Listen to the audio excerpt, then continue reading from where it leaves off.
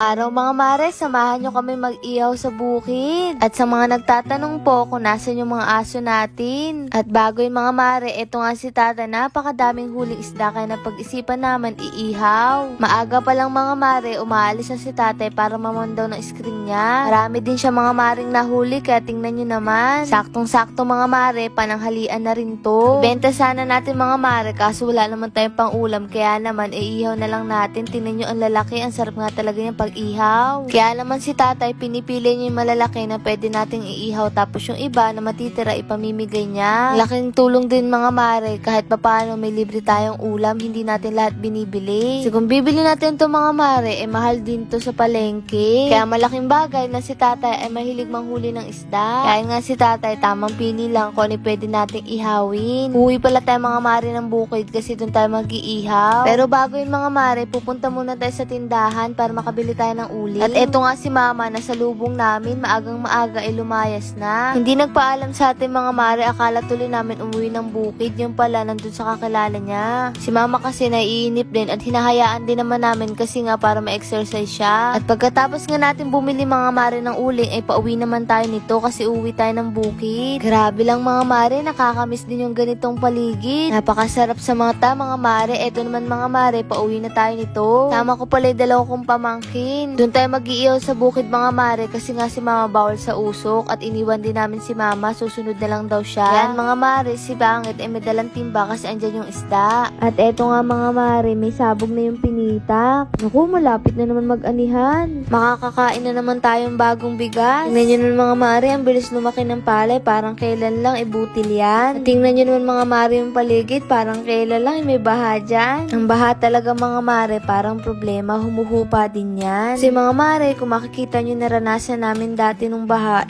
kalang di mo maiisip na ganito siya ngayon. At eto pala mga mare yung kubo natin. Sa wakas nga mga mare, nakarating na tayo at eto po pala yung nagtatanong sa mga aso. Kita nyo naman mga mare, hindi talaga namin pinabayaan yung mga hayop kasi tingnan nyo naman may pagkain pa nga at ang tataba nila. At ayan nga mga mare, lilipat tayo dun sa kabila kasi nandun yung balon. Ako mga mare, may papakita natin kung paano anihan dito. Abangan nyo yun mga mare, excited na rin ako ipakita sa inyo. At ayan nga mga mare, si Pangit na dala niya kaninang lutuan ay nilagay niya na rito sa lupa. So dito tayo mag-iihaw habang wala pa si mama para hindi siya makalanghap ng uso. At eto na nga mga mare, si Pangit nagtatabo na. Kasi nga, kailangan pa natin linisin yung isda na dinala natin kanina dito kasi nga hindi pa rin naman linis. Grabe lang mga mare, ang lalaki ng isda. Kung bibili natin to, mahal din to. Tapos minsan, bilasa pa. Pero ito mga mare, talagang sariwang-sariwa, mamula-mula pa yung buntot. At ayan na nga mga mare, hiniwa na ni Pangit para malinisan na niya bituka. Hindi niya na kinaliskisan kasi nga pang ihaw to. Sarap din sana to mga mare pang ihaw na may palaman kaso okay lang yun, next time na lang. Dahil nga biglaan din naman natin naisip na mag-iihaw tayo sa bukid. Kaya ayan si Pangit, tamang linis lang ng bituka. At ayan nga mga mare, meron na siyang isang nalinis na isda. Natalsikan pa nga ako nitong tubig na tumatalansik na to. Sakto pa sa mukha ko, gumaganti ata. Natawa na nga lang kami mga mare.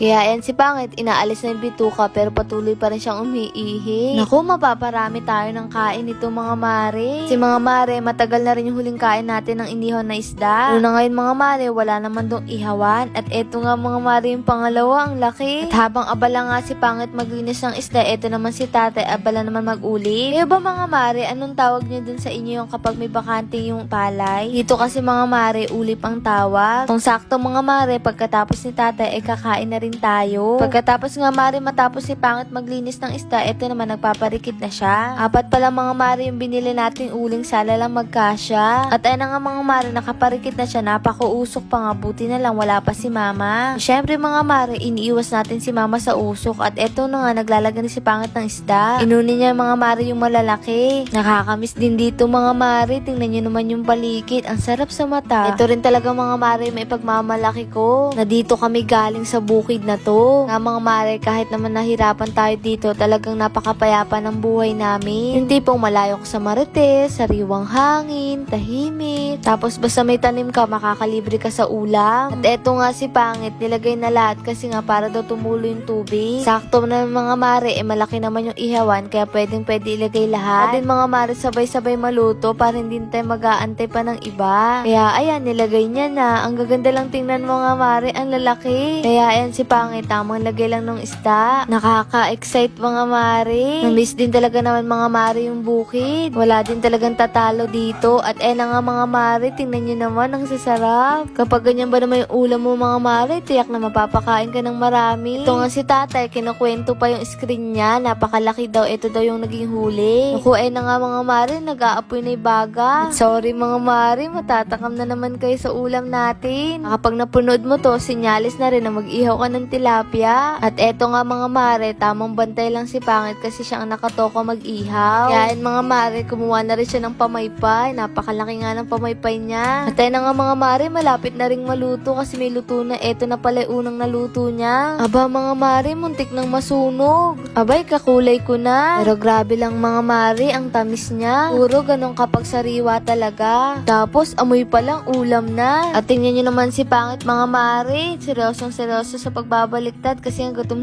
na rin siya. Paano ba naman kasi mga mare, mag-aalas 12 na rin ito. Ang kaso, ilang piraso pa lang yung naluluto. Pati buhok niya, na-stress na sa pag-iihaw niya. Hirap din kasi mga mare mag-ihaw, napakainit. Mabuti na lang mga mare, tingnan nyo may paligid. Kahit mainit, ang ganda naman ng paligid natin. Yung tipong buhay probinsya talaga. Ang daming palay. At ayan na nga, todo baliktad na si Pangit kasi marami na rin naluluto. Inaayos niya na nga mga mare kasi nga malapit na rin maubos yung uling natin kasi kulang. Kaya mga mare, sabi ko kapag kulang magkahoy na lang, sanay naman tayo sa kahoy. Nakakatuwa lang mga mare, andito tayo sa bukid ngayon tapos meron na rin tayong bahay sa labasan. Tipong kahit pansamantala lang, at least may nauuwian na tayo bukod dito sa bukid. At eto na nga mga mare, si Pangit hindi na kinaya ang init kaya naghubad na rin. At eto na nga, tapos na mare. Kaya nga mga mare, si Pangit nilalagay na yung mga isda sa lagayan. Hindi na nga rin mga mare may pintay mukha ni Pangit. Kasi sa mainit yung iniihaw niya, mainit din yung pwesto niya. Tapos sabayan mo pa ng gutom. At eto naman si tatay, abalang-abala pa rin sa pag-uulit niya ng palay. Ako, sino ang tatay dito ang magsasaka? At sino ang hindi kinakahiya na magsasaka ang tatay? Ako rin mga mare. Proud ako na magsasaka si tatay. Kasi kung walang magsasaka, wala tayong kakainin. Sa wakas nga mga mare, luto na tong iniihaw ni Pangit. Kaya naman ako abalang-abala lang sa paggawa ng sausawan. Kaya yan mga mare, busy-busyhan tayo for today's video. Dito ka na nga mga mare hiniwa kasi nga wala rin naman tayong sangkalang dala. Itong ganito mga mare yung gusto namin buhay. Kaya sabi ko, naway ibigay ni Lord na magkaroon tayo ng maliit na lupa. Tapos, tatayuan lang natin ng kubo, tapos magtatanim tayo ng maraming gulay. Sa panahon kasi ngayon mga mare, kapag marunong ka magtanim, ay talagang panalo ka. Mahal ba naman mga mare ng bilihin ngayon, lalo na kapag gulay? Ilang naman mga mare yung gusto namin sa buhay, yung simple lang pamumuhay. Syempre, magkaroon tayo ng sariling lupa at bahay. Hindi na tayo matatakot na paalisin kasi nga hindi naman natin sariling bahay at lupa. At eto nga mga mare, napakarami yung ginawang sausawan kasi tiyak na marami rin kami makakain ito. Toyo na may kalamansi at suka, the best na sausawan lalo na kapag inihaw. Kaya nan mga mare, samahan nyo na kayo mananghalian. Kaya nga mga mare, nagsandok na rin ako ng kanin para makakain na rin si tatay. Nga, tiyak na gutom to kasi nga kagagaling niya lang din sa pag-uuli. Miss ko to mga mare. Syempre mga mare, ito yung buhay natin sa sobrang tagal ng panahon. Na kahit papano, nakakamiss din to mga mare. Mahirap din baguhin yung mga nakasanayan natin buhay noon. Para sa akin naman, okay lang yun. Ibig sabihin nun, hindi tayo nakakalimot sa pinanggalingan natin. Sabihin lang nun, kahit papano, malayo na yung narating natin, hindi tayo nakakalimot at bumabalik pa rin tayo kung saan tayo nanggaling. Wala pa rin kasi mga mare makakatalo sa simpleng pamumuhay sa probinsya. Yung tipong kahit mahirap, pero kahit papano nakakaraos. At tayo na nga mga mare, nagsasandok pa rin ako ng kanin kasi nga magbubudal fight tayo. Para hindi na rin tayo maghugas ng pinggan. Grabe lang mga mare, tingnan nyo yung ulam natin. Ayan si tatay, naghuhugas na ng kamay kasi nga magkakamay tayo for today's video. Grabe lang mga mare, habang nagsasandok ako niya, gutom na rin talaga ako. Ano ba naman kasi hindi matatakam sa ulam natin tapos samahan nyo pa na napakasariwang hangin. Kaya ayan mga mare, tingnan nyo yung ulam natin at kanin, napakarami. O mga mare, ano pa inaantay nyo? Kain na tayo. At dumating na rin pala mga mare si mama, saktong-sakto ay tapos na mag-ihaw si Pangit at wala nang uso. Alam ko mga mare, marami din na kami sa inyong ganitong vlog natin. Kasi alam ko marami din sa inyo ang gusto yung simpleng buhay din sa probinsya. Di pong kahit simple lang, sama-sama kayo ng pamilya. Si mga mare, maging kami ay namimiss namin yung buhay namin dito. Kasi dito sa bukid na to, nabuo yung mga pangarap namin at natuto kami magsumika para matupad yung mga pangarap namin. Itong bukid na to mga mare, isa sa naging success sa mga hirap at ginhawa na naranasan namin dito. Sila ang naging success sa pag-iyak, sa kalungkutan, sa kabiguan, siyahan, at syempre sa tagumpay. Isa siya sa pinakamasaya. Sa wakas, unti-unti na natin natutupad yung mga pangarap natin. Baka sabihin pa nga niya, sa wakas, nakaalis na rin kayo dito sa bukid at hindi na rin kayo mahihirapan. O siya mga mare, kain na tayo ng pananghalian natin. Medyo late na rin kasi nito. Kakatuwa lang din mga mare, kahit saan kami dalhin, ay kompleto kami. Sarap din kasi mga mare kumakain ng sabay-sabay. Tipong kahit hindi kasarapan yung ulam, napapasarap dahil sa masarap na kwentuhan. Naalala ko lang tuloy mga mare, parang kailan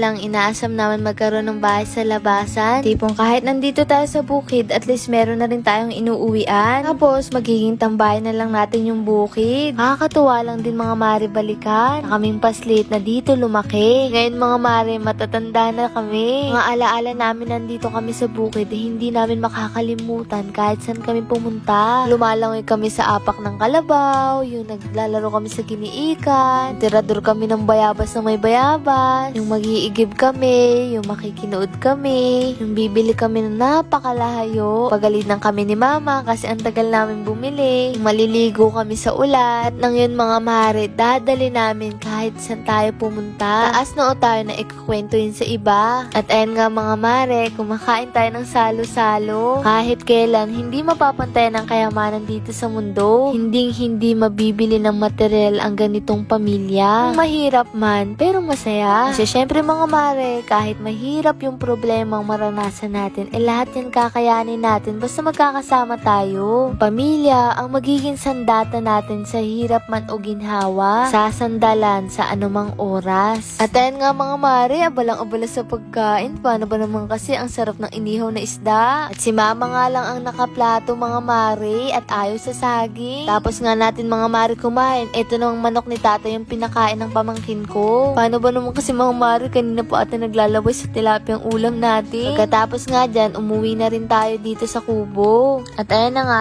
tamang lakad lang. Tapos yung tinig na natira natin kanina, ipapakain naman natin sa mga aso. Bago tayo umuwi sa labasan, marami rin po kasi nagtatanong kung nasan yung mga hayop natin. Akala nga ng iba mga mare, pinabayaan na natin. Hindi po. Lagi pong umuwi si tatay tuwing umaga dahil nga po nangingisda siya at inaalagaan niya po tong palay. Kitang-kita niyo naman mga mare sa katawan na tong pusang to. Talagang pinapakain sa araw-araw. Tawag nga po namin yung aso, ngayon pa lang po umuwi. Ewan ko ba po saan galing to. Kita niyo rin yung mga mare sa aso, napakataba. At eto nga mga mare, pauwi na tayo. Nahuli na kami mga mare kasi ang bagal namin ni mama maglakad, pero hinantay naman kami nila sa dulo. Kainitan pa nga ng araw mga mare. Ito rin mga mare yung nag-live tayo sa bukid. Ayan mga mare, marami rin kaming dala na pwede natin dalhin dun sa inuupahan natin. Kung ikaw, ano man yung nararanasan mo, huwag kang susuko mga mare, laban lang at patuloy kang mamuhay sa marangal.